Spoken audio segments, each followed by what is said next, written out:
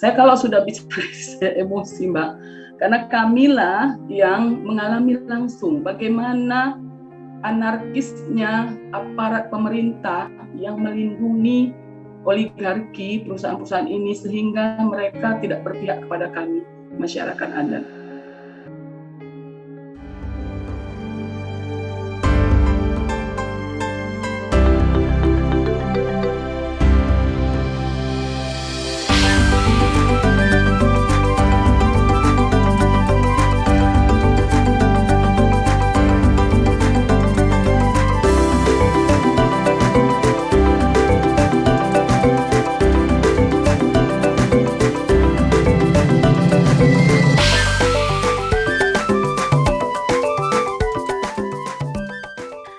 Selamat datang kembali di Tribun Corner.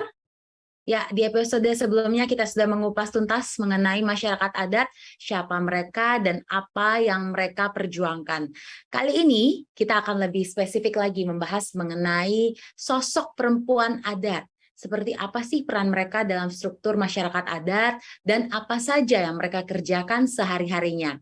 Dan saat ini sudah ada Ibu Meliana Yumi selaku Ketua Dewan Nasional Perempuan Aman dan juga Mama Rosita selaku Ketua Organisasi Perempuan Adat Suku Namblong. Halo Ibu Meliana dan Mama Rosita. Senang sekali bisa bergabung ya saat ini. Terima kasih. Oke, baik. Saya akan berbincang terlebih dahulu dengan Ibu Meliana Yumi ya. Oke, Ibu Meliana, bagaimana kabarnya? Sehat? Alhamdulillah sehat Mbak Putri. Luar biasa. Oke, sebelum kita berdiskusi lebih dalam mengenai perempuan adat ya Ibu, kita mau tahu terlebih dahulu nih, sebenarnya siapa sih sosok perempuan adat ini yang akan kita bahas tentunya hari ini ya. Apa pekerjaan mereka sehari-hari, kemudian peran apa saja juga yang mereka ambil dalam struktur masyarakat adat Ibu. Silahkan. Ya, terima kasih Mbak Putri. Ya mungkin saya akan memperkenalkan diri dulu. Saya adalah seorang ibu dari seorang putri dan saya biasa dipanggil kalau di perempuan adat dan di organisasi itu saya biasa dipanggil dengan Yumi. Jadi tidak terlalu panjang nanti. Jadi teman-teman di sini bisa manggil saya saja dengan Yumi. Nah, siapakah sosok perempuan adat? Kalau saya sendiri, saya sedikit cerita pengalaman saya dulu. Sebenarnya saya sendiri dulunya, saya nggak tahu bahwasannya saya ini sebenarnya adalah perempuan adat. Nah, begitu saya menyadari setelah saya bergabung di organisasi Perempuan Aman. Di sana saya banyak belajar untuk mengembalikan jati diri kami sebagai perempuan adat bersama perempuan adat yang ada di Nusantara. Dan disitulah saya mulai menyadari siapa saya sebenarnya. Ternyata saya adalah perempuan adat yang sampai hari ini wilayah adat kami masih di dalam ancaman proyek besar di wilayah Sumatera Utara tentunya. Dan juga yang membuat saya untuk memperkuat diri, mengorganisir kawan-kawan di region Sumatera tentunya, bagaimana kita bisa menyadari bahwasannya kita adalah perempuan adat. Dan akhirnya kami bersepakat di tahun 2016, perempuan adat di Sumatera itu membentuk satu wilayah pengorganisasian yang menyatakan kami adalah perempuan adat. Dan peran kami di sana sangat di wilayah adat tentunya yang selama ini tidak kami sadari juga, ternyata kami menjaga wilayah adat. Dan juga selama ini upaya kami sangat lebih kuat ya untuk mempertahankan wilayah adat. Itu Mbak. Oke, baik. Ibu Yumi berarti ya saya panggil ya, bukan Ibu Meliana. Oke, not baik Ibu Yumi. Oke. Kemudian berbicara mengenai perempuan adat ya Ibu ya, kita sempat mendengar bahwa tadi kan Ibu juga sudah bilang ya bahwa perempuan adat itu memiliki wilayah adatnya sendiri gitu ya, tempat di mana mereka memproduksi begitu ya, merawat dan juga mengumpulkan bahan pangan. Boleh diceritakan lagi nggak sih Ibu sebenarnya bagaimana cara perempuan adat dalam mengelola wilayah adat mereka? Ya, selama ini yang kami lakukan, bagaimana kami cara mengelola wilayah adat kami, tentunya bukan hanya kami mengelola untuk mengumpulkan bahan pangan, untuk meningkatkan ekonomi keluarga, tapi kami menunjukkan eksistensi kami sebagai perempuan adat di luar komunitas adat dan tentunya di pemerintah. Nah, cara kami, pertama, kami membentuk satu perkumpulan yang dimulai dengan perkumpulan perempuan-perempuan adat melalui pengajian-pengajian dan kami mulai mengembalikan ritual adat yang hampir hilang untuk kami bisa dilihat dengan melalui perkumpulan, dengan melalui mengembalikan ritual-ritual adat itu kami dilihat. Nah, begitu kami dilihat, kami bersama-sama seluruh elemen masyarakat adat tentunya ya, yang ada di komunitas adat, itu perempuan adat mulai bergerak untuk mengajak para bapak-bapak atau laki-laki yang ada di wilayah adat itu untuk bagaimana kembali mengelola tanah adat, yang tentunya kami sudah menunjukkan di luar. Kami sudah terlebih dahulu menunjukkan kalau untuk pangan itu menanam segala kebutuhan yang dibutuhkan di komunitas adat. Selain menanam, kami juga membuat kebun kolektif perempuan adat di kampung-kampung, yang ini sangat berdampak besar bagi kami bukan hanya perempuan adat, namun di komunitas adat. Nah, melalui kebun-kebun kolektif ini, kami justru bisa berbagi pada saat masa pandemi. Dan ternyata dengan di tahun 2018 kami mulai membentuk kebun kolektif di wilayah-wilayah adat kami melalui wilayah pengorganisasian perempuan aman. Nah, hasil dari pertanian yang kami bentuk ini, kelompok pertanian melalui kebun kolektif ini, kami bisa berkontribusi bahkan bukan hanya di wilayah adat kami atau di kampung-kampung kami, namun juga kami bisa berkontribusi di luar wilayah adat kami. Yang ini kami rasakan alhamdulillah selama pandemi tidak berefek di komunitas adat terkait pangan. Nah, bahkan kita bisa berkontribusi baik itu ikan yang kami buat ternak sendiri, kolam-kolam, sayur-sayuran, berbagai macam sayuran yang dibutuhkan sehari-hari oleh masyarakat. Nah, ini yang alhamdulillah dilihat oleh pihak di luar komunitas adat, orang-orang yang dulunya menganggap kami ini adalah orang primitif yang tidak berpendidikan sebagai perempuan adat. Begitu kita berkontribusi, kita bersabar dengan seluruh statement orang menjustis kami sebagai perempuan adat, kami menunjukkan bahwasanya inilah kami, inilah keberadaan kami. Nah, di situ akhirnya setelah masa pandemi ini kami sudah mulai dilihat nih, sudah mulai diperhitungkan, ternyata perempuan adat bukan hanya perempuan-perempuan yang primitif yang tidak mempunyai pengetahuan, tapi justru menyelamatkan kehidupan banyak orang, bukan hanya di wilayah adat, namun di luar wilayah adat juga. Itu Mbak.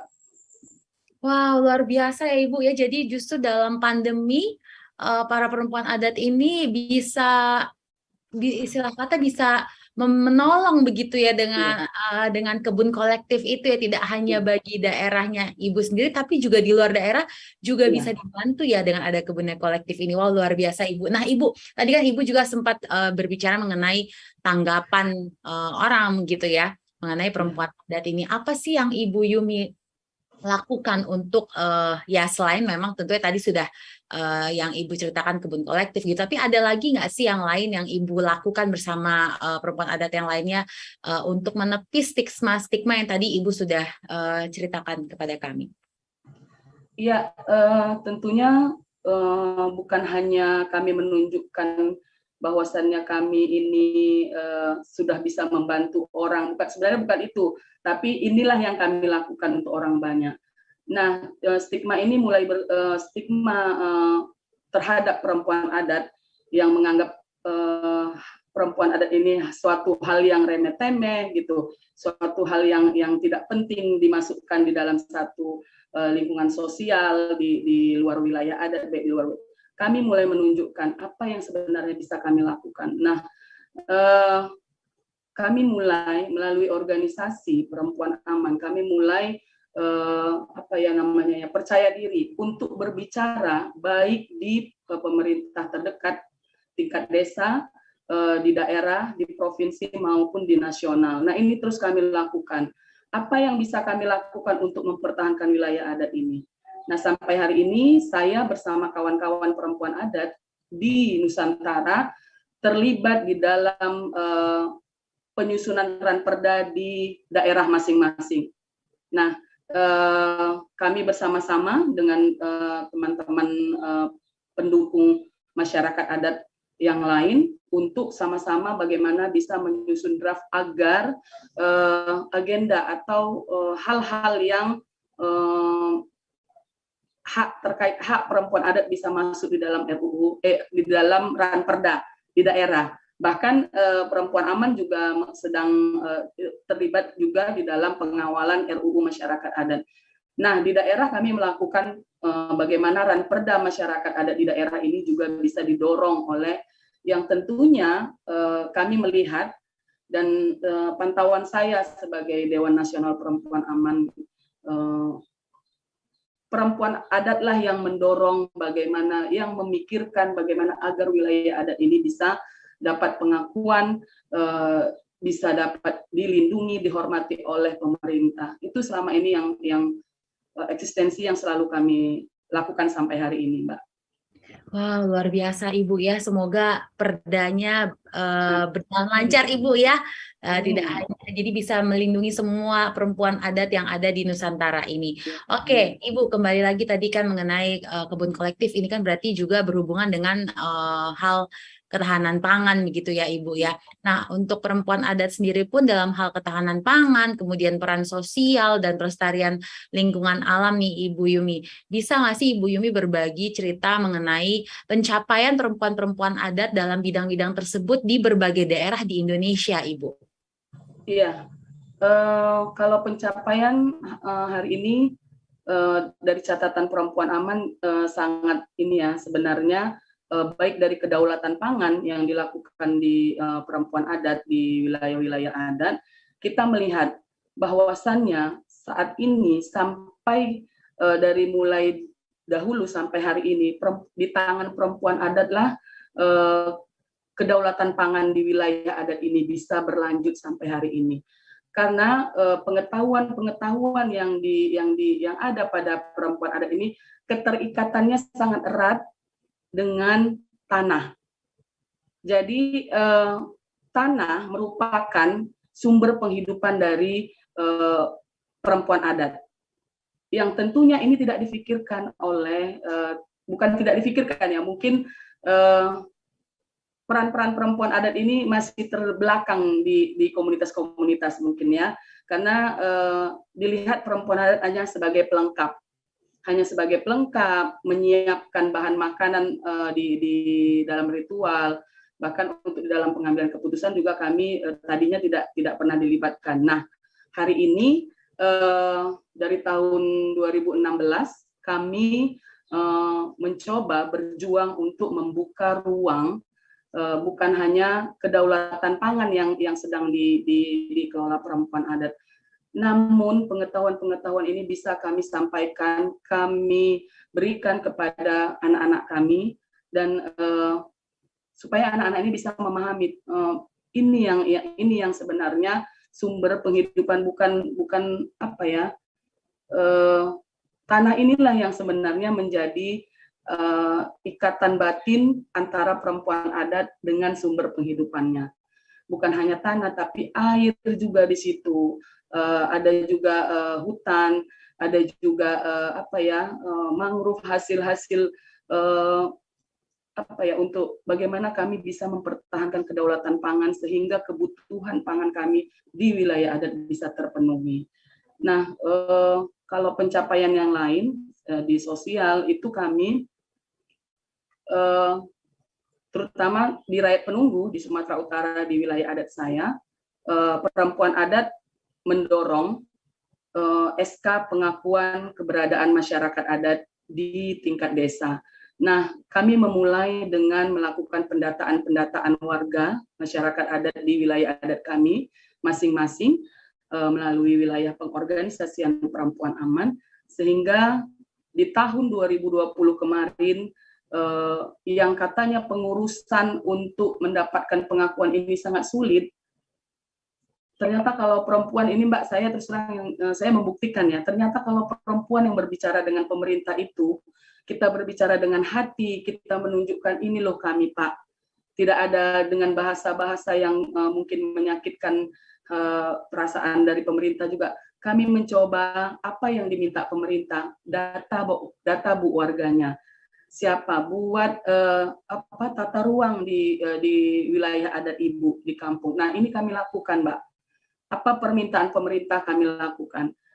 Setelah kami melakukan pendataan, asesmen ekonomi di perempuan-perempuan adat di kampung-kampung, dan juga kami melakukan pendataan SDGs di kampung-kampung yang tentunya difasilitasi oleh perempuan aman, dan juga kami membuat peta tata ruang wilayah adat kami dalam waktu tidak hitungan.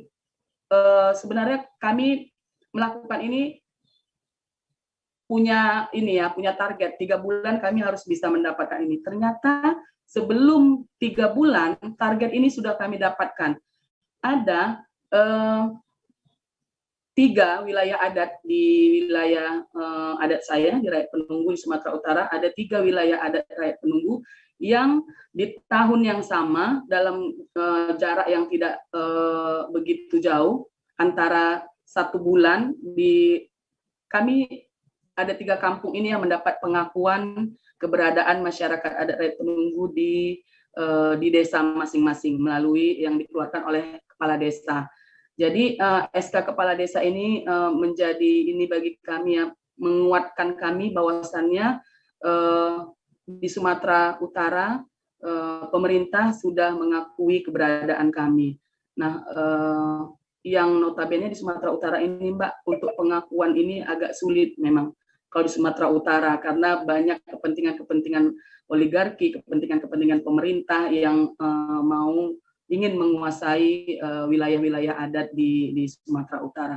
Nah, alhamdulillah ada 3 kampung, ada kampung saya, Kampung Menteng Polangkusu, dan ada Kampung Percut Saintis yang mendapat pengakuan dari kepala desa, dan juga ada Kampung Patumba dan semua ini kami berada di Kabupaten Deli Serdang. Nah, ini yang capaian-capaian ini yang tentunya semua didorong oleh perempuan-perempuan adat di kampung-kampung. Namun enggak sampai di sini, Mbak. Sampai hari ini saya juga bersama teman-teman perempuan adat sedang bekerja dan menyusun bagaimana kami mendorong wilayah adat kami ini agar diakui untuk di tingkat daerah dan provinsi. Ini sedang kami upayakan karena insya Allah nanti pemerintah akan ada di Sumatera Utara, pemerintah akan melakukan identifikasi dan verifikasi wilayah adat di 15 kabupaten kota. Nah, ini termasuk yang akan diidentifikasi adalah wilayah adat kami, ada 3 wilayah adat yang sudah mendapatkan SK kepala desa, salah satunya syaratnya itu. Nah, ini sedang kami upayakan, Mbak. Dan saya perempuan aman bersama Aman juga organisasi induk dan juga bersama Badan Registrasi Wilayah Adat sedang bekerja sama untuk proses sertifikasi wilayah adat dari Badan Registrasi Wilayah Adat di nasional. Itu, Mbak. Luar biasa Ibu Yumi, kita berikan tepuk tangan untuk para perempuan adat yang mampu memberdayakan dirinya. Tetap semangat ya Ibu ya. Menurut Ibu Yumi, Haruskah kita melihat dari perspektif gender atau dari praktik pengetahuan, Ibu? Atau keduanya sama-sama memiliki pengaruh yang sepadan? Bagaimana Ibu Yumi?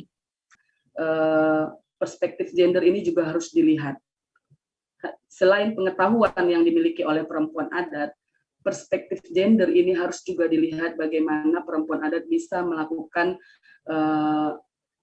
kedaulatan masyarakat adat yang mandiri, bermartabat, dan berdaulat, kan gitu. Jadi namun ini perjuangan kami belum untuk bagaimana perspektif gender ini bisa benar-benar dijalani di komunitas-komunitas adat. Karena saya lihat di seluruh Nusantara ini perempuan adat di wilayah adat masing-masing masih dianggap menjadi oleh para tetua adat mungkin masih dilihat. Mungkin ada komunitas adat yang sudah pemikirannya atau di kelembagaan adat itu pemikirannya sudah, ternyata perempuan adat sudah bisa nih kita ajak untuk kerjasama. Nah, banyak di wilayah-wilayah adat yang masih meminggirkan pengetahuan dan kesetaraan gender tadi, perspektif gender tadi. Dan kalau saya sih melihatnya belum sepenuhnya lah perspektif gender ini. Tapi saya masih terus menyuarakan kalau di dalam pertemuan-pertemuan bahwasannya perspektif gender dan pengetahuan ini memang harus disepadankan, karena memang kita banyak melihat perempuan-perempuan adat ini dengan penuh kesabarannya, bagaimana adanya perubahan-perubahan sosial, perubahan-perubahan yang mempengaruhi terjadinya banyak konflik ya Mbak di wilayah-wilayah adat tentunya. Baik dari internal maupun eksternal. Jadi masih belum ini lah Mbak ya, kalau saya bilang saya bilang kesetaraan gender ini belum terlihat benar-benar dilakukan, hanya sebagai hanya sebagai teori, tapi prakteknya belum. Bahkan sesama perempuan saja kita, baik itu dari perempuan adat sendiri, okelah perempuan adat bisa sama-sama bersatu. Nah, perempuan di luar perempuan adat justru melihat perempuan adat ini seperti, maaf Mbak, seperti ini ya, jaringan-jaringan. Mungkin melihat kerja-kerja perempuan adat ini kok bisa begini, kok bisa sampai mereka bisa mengawal sampai sebegininya, baik itu ranperda, baik itu apa yang dilakukan untuk pengamanan wilayah adat. Nah ini banyak juga orang yang masih melihat sebelah mata Mbak dengan perempuan adat. Dan ini saya terus akan suarakan bahwasannya kami juga bisa, bukan kita sombong enggak, tapi lihat kami gitu, bantu kami gitu, ayo kita bersama-sama gitu kalau memang mau mewujudkan masyarakat yang berdaulat, mandiri dan bermartabat. Iya. Oke, berarti Ibu Yumi memang bisa dibilang memang dominasi patriarki itu memang masih ada ya, Ibu Yumi ya. Dan akhirnya memang ada anggapan bahwa perempuan adat ini masih kurang dilibatkan seperti itu ya, Ibu ya. Dan tapi hingga saat ini, tapi jika dibandingkan dengan dulu, dengan sekarang ini Ibu Yumi, bagaimana mengenai dominasi patriarki itu dengan kesetaraan gender sendiri? Apakah sudah terjadi perubahan gitu ya Ibu? Apakah masih sama dengan yang dulu? Itu bagaimana Ibu Yumi? Iya, perubahan sangat besar Mbak, alhamdulillah sangat besar. Semenjak saya bilang lagi-lagi di tahun 2016 perempuan adat mulai bangkit. Begitu kita bergabung di organisasi Perempuan Aman, kita di sana banyak belajar dan akhirnya di komunitas-komunitas adat kami di kampung-kampung kami mulai meminta kepada lembaga adat, tetua-tetua adat, libatkan kami di dalam struktur kelembagaan adat.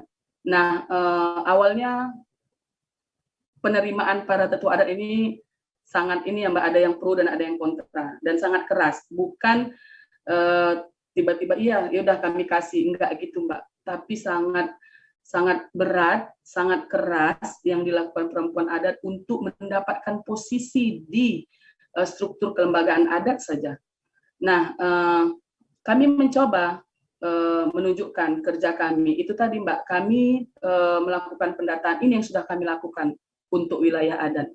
Jadi, dan ini yang sebenarnya melihat dari konflik-konflik apabila terjadi bentrok dengan perusahaan-perusahaan yang akan merampas wilayah adat kami. Kalau kami di Sumatera Utara itu banyak bentrok dengan PTPN 2, Mbak. Nah, kalau sudah ada terjadi bentrok, untuk menjadi garda terdepan itu tetap perempuan. Yang melawan para pemerintah dan perusahaan-perusahaan itu, dan juga yang melawan para aparat yang menghadang, itu adalah perempuan adat yang terdepan, Mbak. Nah, ini saya menunjukkan ini sama kepada seluruh tetua adat dan kelembagaan adat yang ada di komunitas kami di kampung-kampung.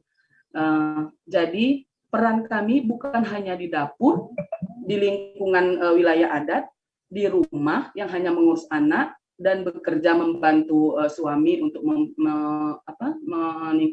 meningkatkan ekonomi keluarga, tapi peran kami juga berat. Bagaimana kami bisa mempertahankan wilayah adat, karena kalau laki-laki yang di depan itu pasti akan terjadi banyak pertumpahan darah. Nah, kami buktikan, Mbak, kami setiap ada konflik di seluruh Nusantara, teman-teman yang sedang mempertahankan wilayah adatnya seperti di IKN, di Kaltim Penajam, terkait IKN, di rakyat penunggu di Sumatera Utara yang sedang menghadapi ancaman proyek Delhi Megapolitan, kota satelit, dan juga pembangunan pabrik swasembada gula, di Rendu terkait proyek infrastruktur, dan juga teman-teman yang ada di Papua juga sedang mengalami bagaimana proyek-proyek infrastruktur yang katanya proyek tambang, yang katanya akan mensejahterakan masyarakat atau rakyat Indonesia, tapi kami dengan adanya proyek-proyek ini kami merasa terancam. Pengetahuan kami, wilayah kelola kami, sumber penghidupan kami di sini akan tersingkir, akan hilang kalau ini terjadi. Nah, ini yang kami tunjukkan kepada para tetua adat, sehingga kami mulai diberi ruang, Mbak, tahun 2016 itu, tapi kecil, hanya bisa satu orang yang bisa mewakili di dalam kelembagaan adat. Nah, di situ kami masih bersyukur, oke, nggak apa-apa, satu orang perwakilan pun jadi di kampung-kampung. Nah, akhirnya dari semua gerakan-gerakan dari satu orang ini, kami di belakang mendukung semua. Dari gerakan ini akhirnya sampai tahun 2022 ini kami bisa menjadi salah satu pengambilan keputusan terpenting di kelembagaan adat. Ternyata keputusan-keputusan perempuan adat ini memang real, gitu. Dilihat memang real, baik itu dari misalnya kita ritual adat, baik itu dari kematian, adanya adat perkawinan dari untuk bagaimana kita bisa berkomunikasi dengan pihak pemerintah. Nah, itu ternyata saat ini yang saya lihat perempuan adat yang masih didengar oleh pihak pemerintah, dan juga akhirnya kami bisa menembus di dalam struktur kelembagaan adat. Bisa ada yang menjadi dewan petua adat, ada juga menjadi kepala kampung, saya bilang kepala komunitas adat, karena dilihat memang perempuan adat ini kalau bekerja, Mbak, pakai hati dan tidak pernah bilang mana ongkos kami bekerja, nggak pernah, Mbak. Kalau laki-laki terus terang kalau mau jalan, kalau di Sumatera Utara itu ininya uang rokok gitu. Nah, kalau kami nggak pernah itu, kami bekerja dengan hati untuk wilayah adat kami bekerja secara sungguh-sungguh tanpa harus dibayar, karena ini adalah untuk penghidupan kami di hari ini, besok, dan ke depan untuk anak cucu kami. Itu, Mbak. Baik, Ibu Yumi. Kita beralih ke pertanyaan selanjutnya ya, Ibu ya. Bicara mengenai ketahanan pangan ya, Ibu ya, di mana masyarakat adat, terlebih perempuan adat ini menggantungkan diri pada alam. Presentasi yang cukup besar memperlihatkan bahwa perempuan adat memenuhi kebutuhan sehari-harinya dari hutan, Ibu. Namun, bila kita melihat berita yang beredar, masih banyak perusahaan yang tetap membangun proyek perkebunan sawit di hutan adat.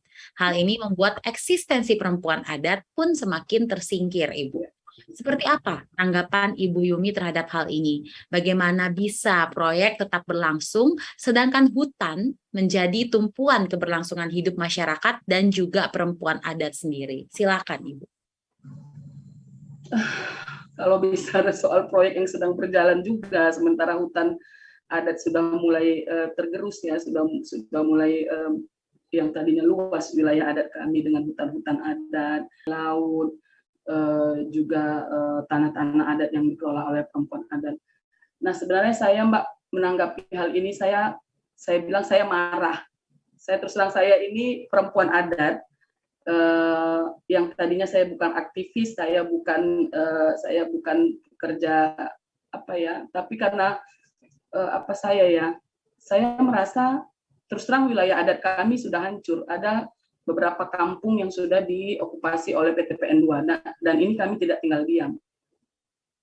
Kami menyatakan kepada pemerintah, kami mengecam keras apa yang dilakukan oleh perusahaan-perusahaan, baik itu di wilayah adat saya di Sumatera, di Region Sumatera, di Kalimantan, di Bali Nusa Tenggara, dan juga di Papua, teman-teman yang sedang memperjuangkan wilayah adatnya.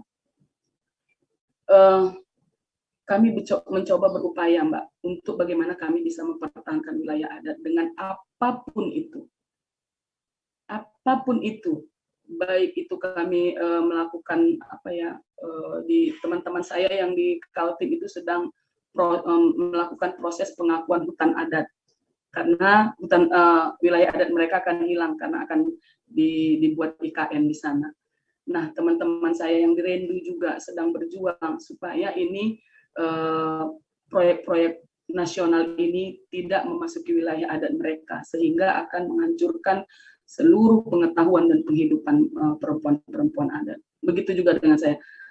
Gimana ya Mbak? Saya kalau sudah bicara saya emosi Mbak, karena kamilah yang mengalami langsung bagaimana anarkisnya aparat pemerintah yang melindungi oligarki perusahaan-perusahaan ini sehingga mereka tidak berpihak kepada kami, masyarakat adat. Nah, ini yang saya bilang, lihatlah kami, bahwasannya sumber penghidupan kami ada di sana, bukan perkebunan yang menjadi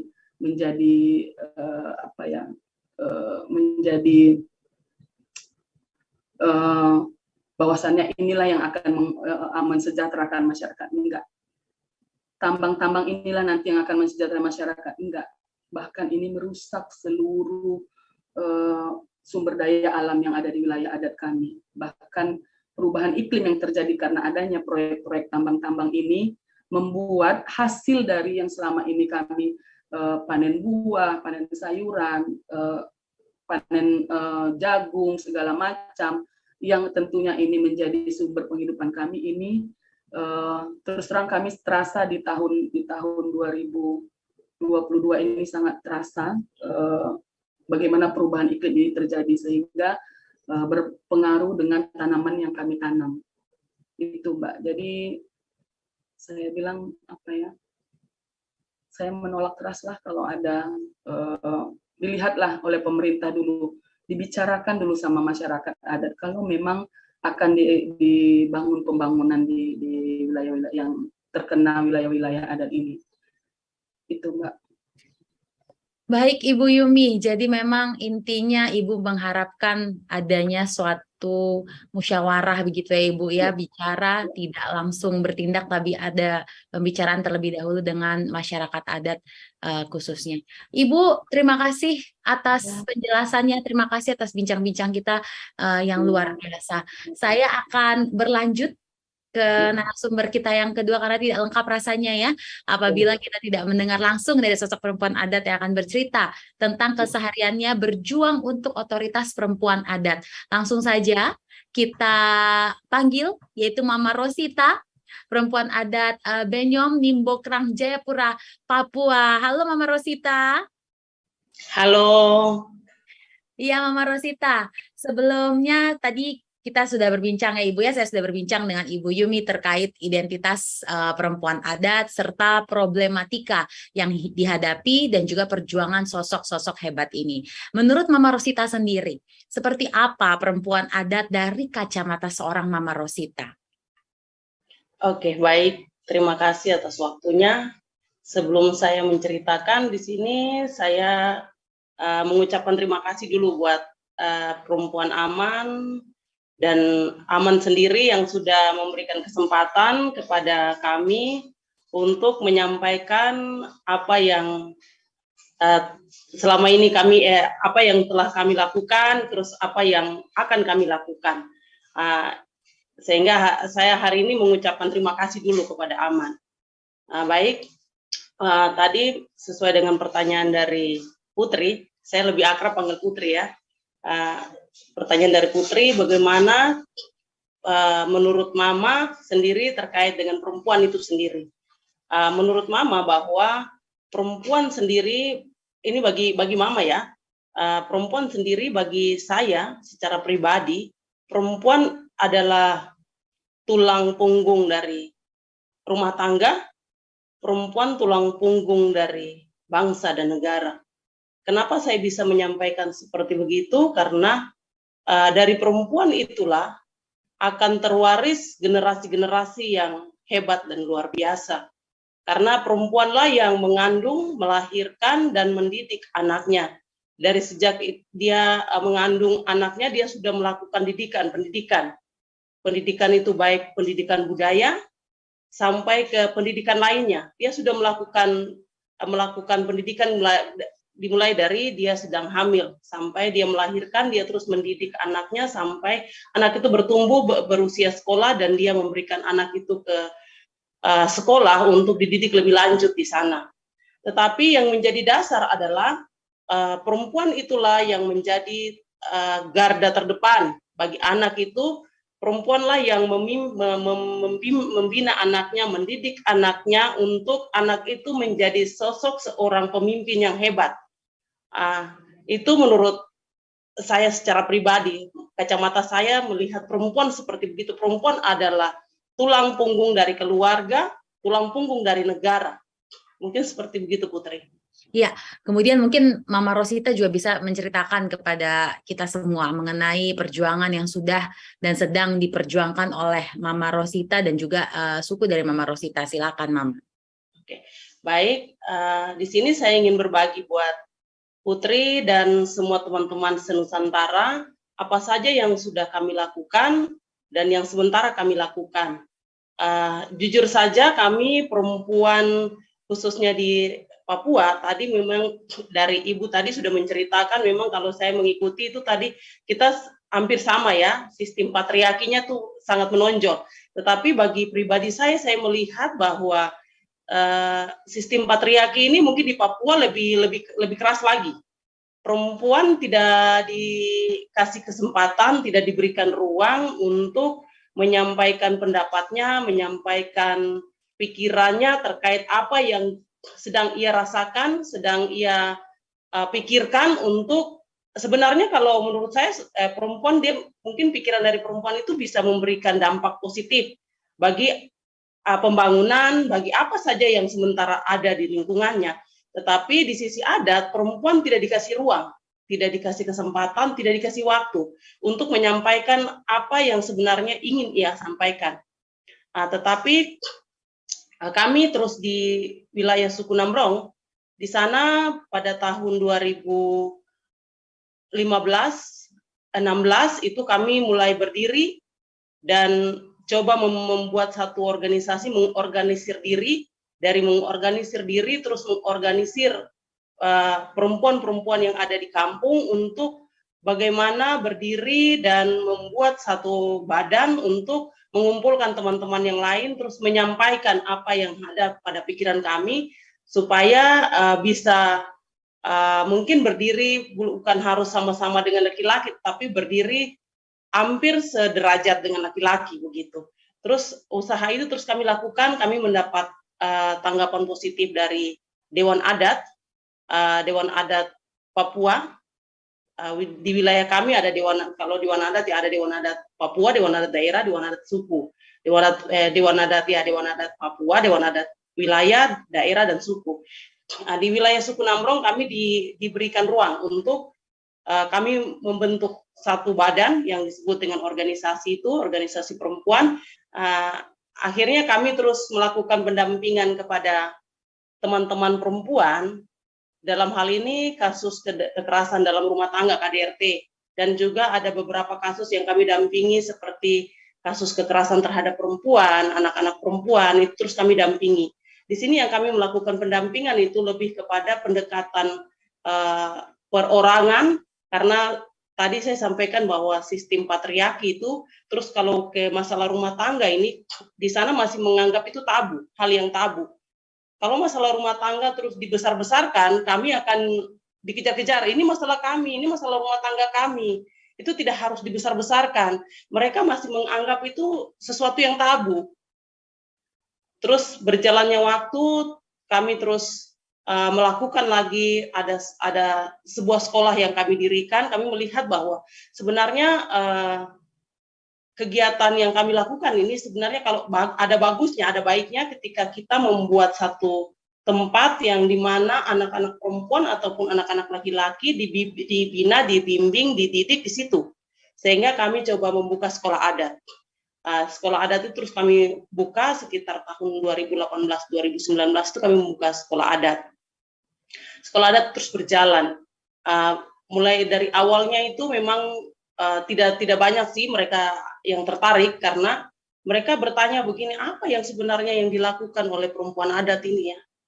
Sebenarnya ada sekolah yang harus mereka sekolah seperti sekolah formal, tetapi terus kami memberikan pemahaman kepada teman-teman para ibu, para perempuan untuk mereka mengerti, memahami kalau di sekolah formal itu di sana mereka mendapatkan pelajaran-pelajaran yang formal, tapi di sini kami coba mengajarkan anak-anak perempuan ataupun anak-anak laki-laki ataupun orang dewasa yang mau datang ke sini untuk memberikan pengenalan terkait dengan undang-undang KDRT. Terus ada juga hal-hal budaya seperti hilangnya budaya seperti bahasa, itu semakin hari semakin hilang di wilayah kami. Bahasa itu semakin hari semakin punah.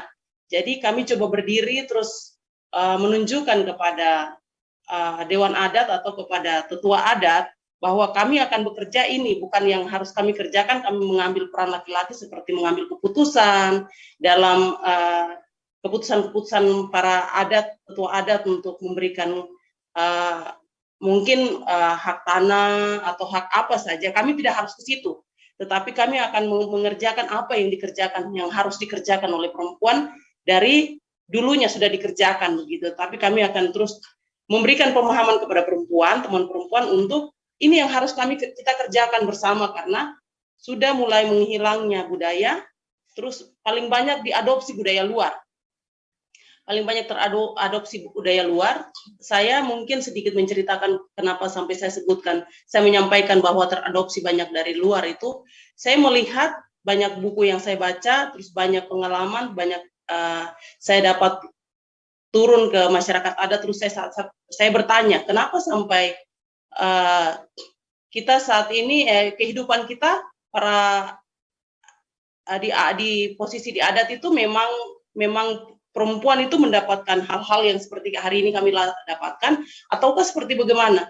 Tetapi dengan cerita-cerita yang saya dapatkan dari para tetua adat, bahwa sebenarnya pembagian peran itu sudah ada, dan tidak harus semuanya peran itu dimainkan oleh perempuan seperti yang diketahui oleh banyak orang bahwa di Papua itu perempuan mendapatkan beban ganda, tetapi pada waktu dulu itu tidak. Perubahan itu terjadi ketika tahun 60-an, 61, 62 itu perubahan itu terjadi. Perubahan itu terjadi karena Papua dijadikan daerah DOM, daerah operasi militer. Sehingga para laki-laki harus mengikuti, pergi mau beroperasi di hutan. Beban itu tanggung jawab keluarga sepenuhnya dikasih kepada perempuan. Sehingga perempuan mulai dari situ mendapatkan beban ganda yang sebenarnya sebelum dari itu sudah ada pembagian peran yang dikerjakan secara bersama-sama antara laki-laki dan perempuan. Tetapi sejak dari tahun 61, 62 terus sampai ke saat ini, kita melihat bahwa Papua itu perempuan mendapatkan peran yang sangat besar, mendapatkan beban ganda yang harus dilakukan. Seperti ia harus mengurus anak, mengurus rumah tangganya, mengurus suaminya, mengurus mencari nafkah, dan lain-lain. Tetapi sebelum dari itu sebenarnya pembagian peran itu seperti mencari nafkah dan lain-lain itu urusannya si laki-laki, si suaminya, bukan harus istrinya. Tetapi karena dari yang tadi saya ceritakan dari tahun 61 sampai dengan sekarang ini, dengan terjadinya di Papua itu dijadikan daerah untuk operasi militer oleh Negara Kesatuan Republik Indonesia ini, sehingga para perempuan itu mendapatkan beban ganda. Dia harus mengurus rumah tangganya, anak-anaknya, sampai mencari makan. Sedangkan si laki-lakinya harus dibawa ke hutan untuk melakukan operasi-operasi militer bersama dengan TNI Polri. Ini hal yang menjadi perubahan terbesar. Sehingga di sini kami perempuan adat suku Namrong merasa bahwa ini yang harus kami kerjakan. Terus mentransferkan sesuatu kepada anak-anak, kepada orang dewasa. Kami menyampaikan kalau kepada anak-anak kami akan mentransferkan pengetahuan-pengetahuan lokal seperti bahasa. Terus kami mengajarkan bahwa tidak boleh menebang hutan dengan sembarangan karena sistem yang sudah dipakai dari sejak turun-temurun itu, bahwa ada tempat yang bisa dikerjakan menjadi tempat pengelolaan seperti berkebun, terus ada tempat-tempat keramat yang tidak boleh ditebang ataupun disentuh, ada juga tempat-tempat yang menjadi tempat-tempat wisata, terus ada juga tempat-tempat yang harus dilakukan seperti tadi berkebun. Ini hal-hal yang bisa kami lakukan sehingga ada kesempatan sedikit yang diberikan oleh para Nduapi atau Iram itu kepada kami. Sehingga kami terus berjalan sampai di hari ini. Mungkin seperti begitu, Putri. Ya, baik, Mama Rosita. Kita akan berlanjut ke pertanyaan mengenai hutan ya, Mama Rosita ya. Ini kan tidak dapat dipungkiri juga ya bahwa beberapa atau bahkan banyak pihak yang ingin mengeksploitasi hutan, Mama, dengan proyek perkebunan sawit gitu. Nah, terkait hal ini, bagaimana Mama Rosita menjaga hutan ini? Langkah-langkah apa yang bisa dilakukan dalam menjaga hutan, Mama Rosita? Oke, mungkin di sini juga saya berbagi buat Putri dan teman-teman. Kami di Papua, saya kembali lagi ke Papua, kami lebih kepada budaya patriarki. Jadi seperti tadi saya sampaikan bahwa keputusan-keputusan itu diambil oleh para lelaki atau para tetua adat. Kami tidak diberikan ruang, tidak diberikan waktu untuk memberikan pendapat kami sebagai perempuan. Terus pada awal tahun 2022 bulan Januari kemarin, kami diberikan kesempatan oleh salah satu Nduapi atau Iram, Bapak melapor bahwa hutannya sementara digusur oleh PT Permata Nusa Mandiri. PT Permata Nusa Mandiri ini perusahaan sawit. Dia mengelola sawit. Bapak Nduapi ini, Bapak Afner Kecuari, dia melapor. Dia melapor kepada kami, terus kami sebagai perempuan adat yang pada waktu dulu sampai sekarang itu ke masalah tanahnya kan kami perempuan tidak diberikan kesempatan ya dalam mengambil keputusan ataupun memberikan suara kami untuk pengelolaan tanah. Tetapi karena itu kepercayaan yang diberikan, terus ini harapan dari masyarakat untuk bagaimana perempuan itu bisa coba menyuarakan, sehingga kami terus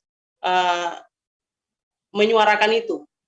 Saya sebagai perempuan adat, tetapi juga sebagai ketua organisasi, saya menyampaikan kepada Bapak begini, Bapak, saya terima kasih karena Bapak sudah melapor hal itu kepada saya, tetapi saya juga tidak harus membesar-besarkan diri kalau saya bisa, tapi saya akan mencoba, karena ini hal pertama bagi kami di Papua, bahkan di Namrong, ini hal yang pertama.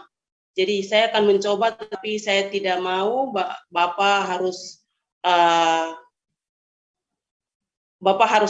pergi dari saya begitu. Bapak terus harus dampingi saya supaya saya merasa kuat dalam berbicara. Bapak Afner terus memberikan kesempatan, saya menyampaikan kepada Bapak, kami akan turun sama-sama, kita akan turun sama-sama ke lapangan. Saya ingin melihat, jangan sampai saya berbicara terus sementara masalahnya itu benar. Kita sama-sama pergi ke lapangan, ke tempat di lokasi di mana perusahaan itu menebang hutan. Sampai di sana, secara perempuan saya sedih lah. Saya sedih, saya melihat hal tersebut karena hutan dibabat habis. Terus saya melihat Bapak ini bicara dengan suara yang sedih. Terus saya sebagai perempuan, saya merasa begini, kalau bagi kami perempuan ya, perempuan itu melihat tanah itu seperti hutan itu, tanah itu seperti hutan dulu, hutan itu seperti jantung. Hutan bagi kami perempuan itu seperti jantung yang sementara berdenyut. Jadi kalau hutan itu jatuh, ditebang seperti begitu, seperti saya kehilangan detakan jantung. Sepertinya rasanya mau mati begitu lihatnya. Bisa seperti begitu, karena ini bagi saya merasa bahwa sesuatu yang tidak mungkin, karena tempat yang dikelilingi oleh perkampungan. Ada 6 distrik di sana, yang tempat di mana yang nanti akan diambil oleh PT Permata Mandiri itu. Ini 6 distrik ini bukan tempat yang kecil, tempatnya luas, terus masyarakatnya cukup banyak. Bagaimana mungkin kelapa sawit perusahaan ini akan menanam kelapa sawit di tempat itu? Karena kampung yang banyak begitu, tempat mencarinya, tempat bunyi di sekitaran situ. Saya melihat ada beberapa kebun yang yang tanamannya sudah dipanen, seperti kelapa, rambutan, itu sebagian pohon-pohon ditebang, digusur. Saya merasa tidak puas melihat itu. Terus saya menyampaikan dan coba menyuarakan itu. Sehingga pada tanggal 7 Maret, kami bersama dengan Dewan Adat, terus dengan korban, Bapak Afner dan beberapa korban lain, kami pergi ke kantor Bupati, ingin bertemu dengan Bupati Jayapura. Tetapi pada kesempatan itu, karena beliau sementara dalam keadaan sibuk, beliau tidak sempat bertemu dengan kami, tetapi kami bertemu dengan salah satu pejabatnya di situ. Kami terus sampaikan aspirasi kami. Ini kami, Bapak. Kami dengan apa yang kami rasakan, itu hutan tempat kami mencari, hutan di mana kami hidup, hutan di mana kami memberikan nafkah kepada anak dan keluarga kami, terus harus ditebang. Kami sebagai perempuan, kami tidak setuju untuk hutan itu harus ditebang, karena disitulah hidup kami, disitulah kami bergantung. Memang hari ini perusahaan tidak sampai ke tempat yang pinggiran perkampungan, tetapi izinnya sampai kalau kita lihat di peta lokasinya itu, izinnya itu perkampungannya akan ada di tengah-tengah. Bahkan kalau kita kembali lihat telusuri peta lokasinya itu, kami kampung lokal tidak ada di situ. Kami tidak dinyatakan ada. Terus kami harus kemana kalau begitu? Kesimpulan saya melihat peta itu, berarti, ini kesimpulan saya secara pribadi, Putri, berarti kami akan digusur.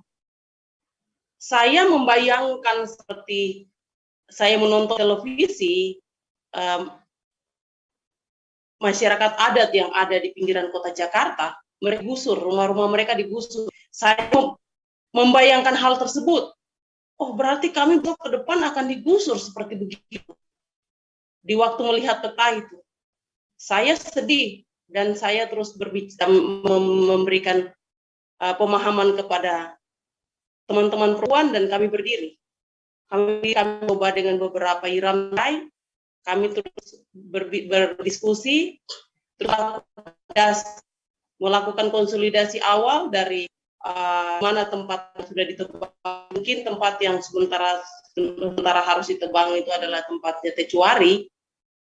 Saya melakukan konsolidasi dengan Bapak Iram, bersama dengan Bapak Iram untuk melakukan konsolidasi bersama-sama dengan masyarakat Tecuari itu. Nah, tetapi di situ ada terjadi pro dan kontra. Ada yang setuju untuk itu masuk, ada juga yang mendukung kami untuk tolak perusahaan. ini menjadi satu kendala bagi saya untuk terus melakukan bersuara lebih lantang lagi, karena di dalam kami sendiri sudah berdiri ada pro kontra. Tetapi kalau kita mau kembali melihat terus melakukan pemetator di sana, memang cuma satu keluarga. Tetapi saya lebih kepada manusiawinya. Saya kasihan. Mereka sebenarnya tidak mengerti, tidak tahu sebenarnya apa yang sementara mereka rasakan. Jikalau dikasih pengertian, pasti mereka akan memahami, terus mereka akan mengerti, oh sebenarnya perusahaan ini tidak memberikan dampak positif bagi kami masyarakat adat, tetapi akan memberikan dampak negatif bagi masyarakat adat. Ini karena kenapa sampai mereka itu terpengaruh, ada beberapa orang yang mempunyai kepentingan pribadi untuk melakukan dengan kepentingan pribadinya itu dia membuat satu geng lagi untuk berdiri melawan kami begitu.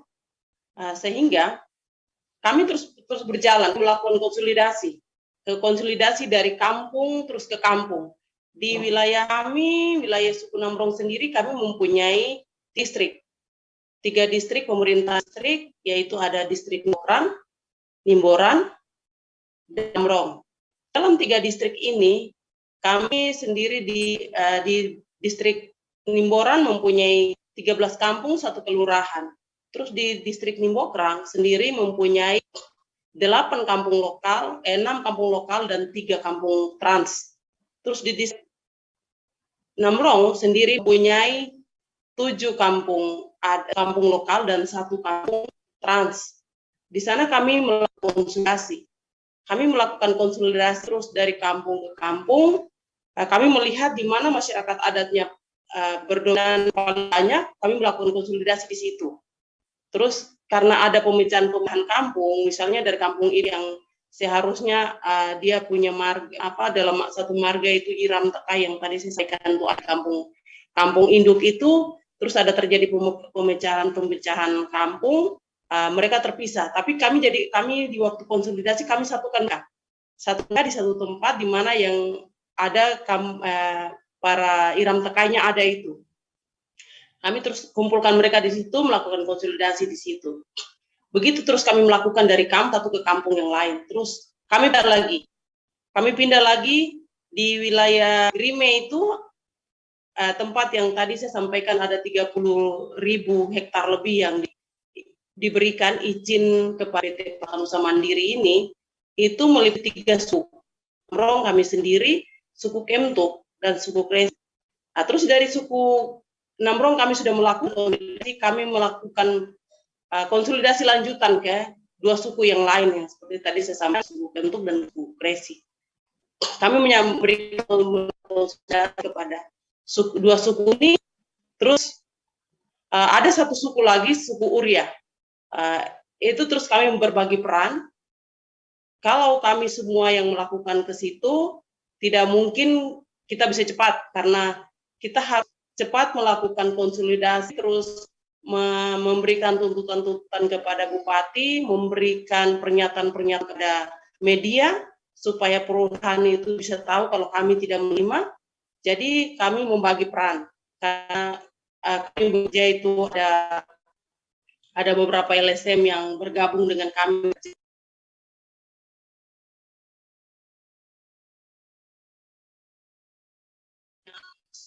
Ke kampung atau ke Suria untuk melakukan konsolidasi di sana. Konsolidasi terus dilakukan sampai hari ini. Terus kami melakukan konsolidasi, terus setelah kami melakukan konsolidasi, kami pergi lagi kembali ke kantor bupati untuk meminta ke Bupati Jayapura untuk segera mencabut izin PT Nusa Mandiri. Tetapi kami datang ke kantor bupati itu, kami tidak sempat ketemu dengan Bapak Bupati. Kami memaklumi itu karena mungkin banyak sibuknya. Kesibukan beliau banyak, sehingga kami memaklumi itu. Kami bertemu dengan beberapa sih pergi ke DPR Kabupaten Jayapura, kami sempat bertemu juga dengan ketua DPR-nya dan menyampaikan aspirasi para masyarakat.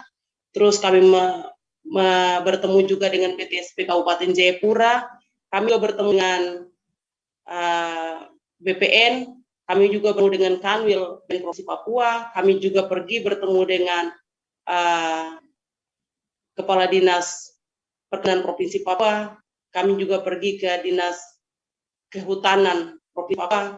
Kami juga pergi juga ke PTSP Provinsi Papua untuk menyampaikan aspirasi-aspirasi masyarakat.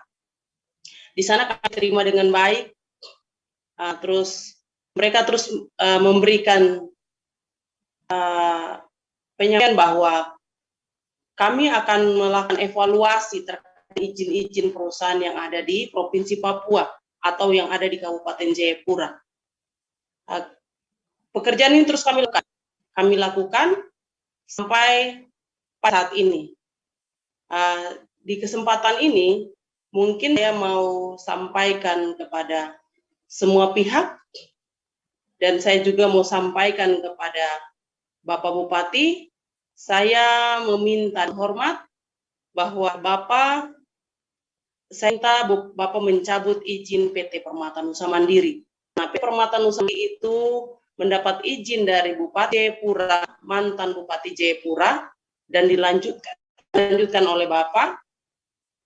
PT Permata mendapat izin dari pemerintah Kabupaten Jayapura itu meliputi 6 distrik, Kemtuk, distrik Kemtuk Resi, distrik Resi, distrik Nimboran, Nimbokrang, Namrong, dan distrik Unurum Guai. 6 distrik ini bukan tempat yang kosong, tetapi Bapak sendiri sebagai kepala daerah Kabupaten Jayapura tahu persis di mana kami ada, di mana hutan, di mana tempat kami berkebun, dan saya di sini menyampaikan kepada Bapak sebagai anak adat, Bapak menolong kami untuk mencabut izin PT Permata Nusa Mandiri. Saya sangat mendukung kerja-kerja Bapak, dan kami perempuan adat di Kabupaten Jayapura, kami sangat mendukung kerja-kerja Bapak terkait dengan apa yang sudah Bapak lakukan, mendukung kegiatan-kegiatan masyarakat adat. Bapak sudah mendukung kampung-kampung adat dengan program kampung adatnya. Kami sangat mendukung itu. Tetapi di sini saya mau bertanya kepada Bapak, kampung adat itu, kalau Bapak memberikan kampung adat kepada kami masyarakat adat, terus dengan tanah yang tidak ada, hutan yang tidak ada, bagaimana kami bisa ada dengan kampung adat yang ada Bapak kasih? Jadi saya minta supaya tanah adat kami dikembalikan, hutan adat kami dikembalikan, supaya kampung adat yang Bapak berikan itu menjadi kuat, berdiri di tanah adat. Bukan kampung adat yang Bapak berikan itu akan berdiri di awan. Jadi kamu akan berdiri di atas tanah adat dan hutan adat. Jadi di kesempatan ini saya meminta dengan hormat sekali lagi, Bapak, mungkin saya salah menafsirkan. Mungkin di kesempatan yang akan datang di Kongres Aman mungkin Bapak akan memberi izin cabutan PT Nusa Mandiri. Nah, itu yang kemarin sudah kami lakukan terus sampai dengan saat ini. Mungkin di kesempatan ini juga saya sampaikan bahwa karena undangan yang disebarkan sudah ada keluar di media umum, jadi saya mungkin di kesempatan ini saya sampaikan kepada Bapak Bupati dan kepada semua pihak bahwa kami akan melakukan aksi pada tanggal 7 besok.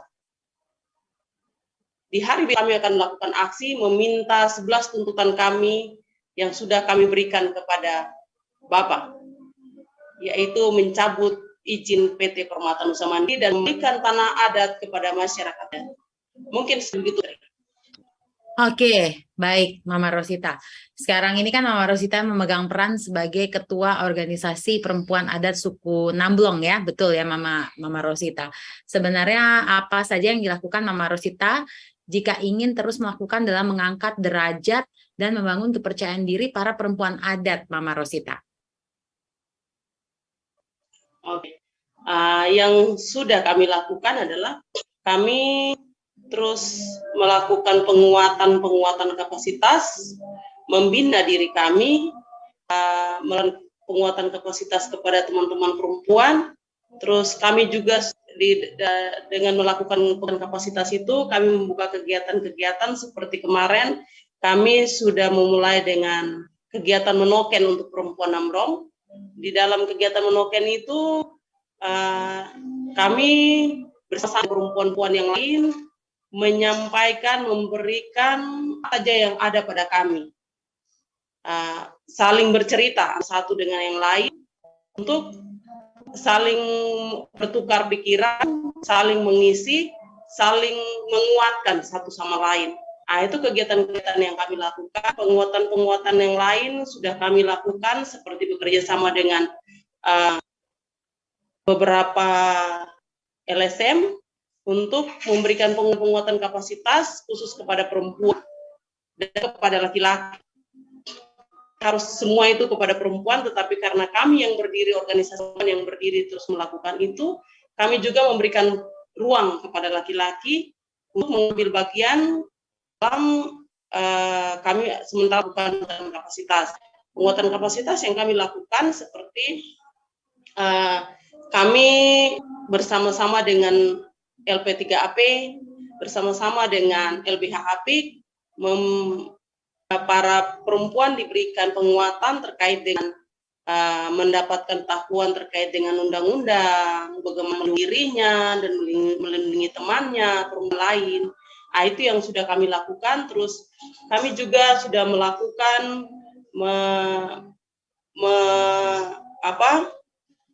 membentuk kelompok perempuan di kampung. Kampung-kampung yang tadi saya sebutkan di wilayah suku Namrong yang 3 distrik itu, masing-masing kampung sudah ada kelompok-kelompok perempuan, bahkan ada kelompok perempuan yang sudah terdaftar di Kesbangpol. Dan ada juga kelompok perempuan yang sudah punya akta notaris. Itu yang sudah kami lakukan. Kami bekerja sama dengan Pemberdayaan Perempuan Kabupaten Jayapura, melakukan pembinaan kepada kelompok-kelompok perempuan yang ada di Kabupaten Jayapura, khususnya wilayah suku Namrong.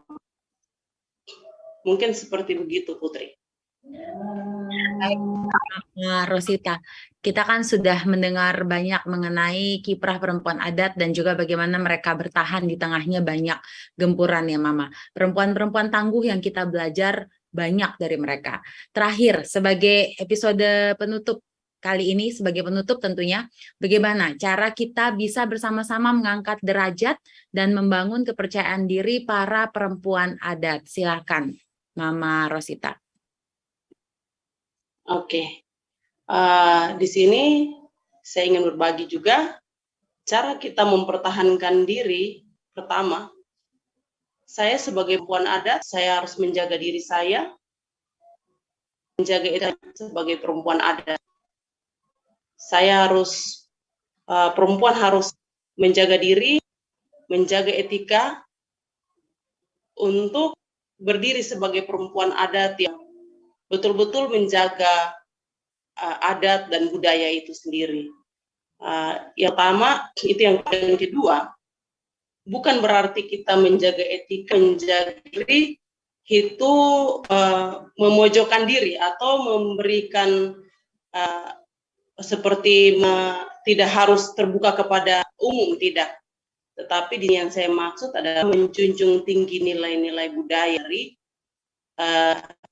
masing-masing adat istiadat masing-masing. Terus kita harus seperti itu yang pertama. Yang kedua, kita berdiri bersama dengan para tokoh adat untuk duduk mengambil memberikan pendapat dan mengambil keputusan bersama-sama dengan para tetua adat untuk melindungi hutan, tanah, dan manusia di atas wilayah adat kita masing-masing. Mungkin itu yang saya sampaikan kepada Putri dan kepada semua. Baik, Mama Rosita, terima kasih. Sekarang saya berikan kesempatan kembali kepada Ibu Tumi untuk sebagai penutup, bagaimana cara kita, Ibu Yumi, bagaimana cara kita bisa bersama-sama mengangkat derajat dan membangun kepercayaan diri para perempuan adat, Ibu Yumi, silakan. Ya, kami perempuan adat akan tetap menunjukkan siapa kami dan tetap bekerja fokus melindungi hak-hak perempuan adat di wilayah adat tentunya, dan juga tetap mendorong hak perempuan adat di dalam RUU Masyarakat Adat melalui organisasi Perempuan Aman. Tentunya perempuan adat tetap menjaga wilayah adat, mempertahankan wilayah adat, dan menjaga bahwasannya kita adalah perempuan adat yang tangguh, kuat, dan tentunya kita memiliki pengetahuan lebih, terutama kedaulatan pangan di wilayah adat. Terima kasih, Mbak. Iya, terima kasih juga Ibu Yumi, Mama Rosita, sekali lagi terima kasih yang sudah berbincang-bincang di episode kali ini. Baik, sosok perempuan adat memiliki peran penting dalam komunitas serta tatanan sosial. Hari ini kita telah belajar banyak dari sosok perempuan-perempuan hebat. Kita berikan tepuk tangan luar biasa untuk para perempuan adat. Oke, semuanya jangan lupa untuk terus mengikuti informasi dari Tribun News dan juga Kongres Masyarakat Adat Nusantara 6 di microsite kami di kamanvi.papua.id dan juga Instagram Tribun News @tribunnews dan juga Aku Lokal Aku Bangga. Untuk bersama-sama kita menyukseskan perhelatan Kongres Masyarakat Adat Nusantara 6 tahun ini. Dan akhir kata, saya Putri Nere undur diri. Terima kasih sekali lagi kepada para narasumber yang telah berbagi banyak hal inspiratif hari ini. Panjang umur perjuangan para perempuan adat. Sampai jumpa lagi.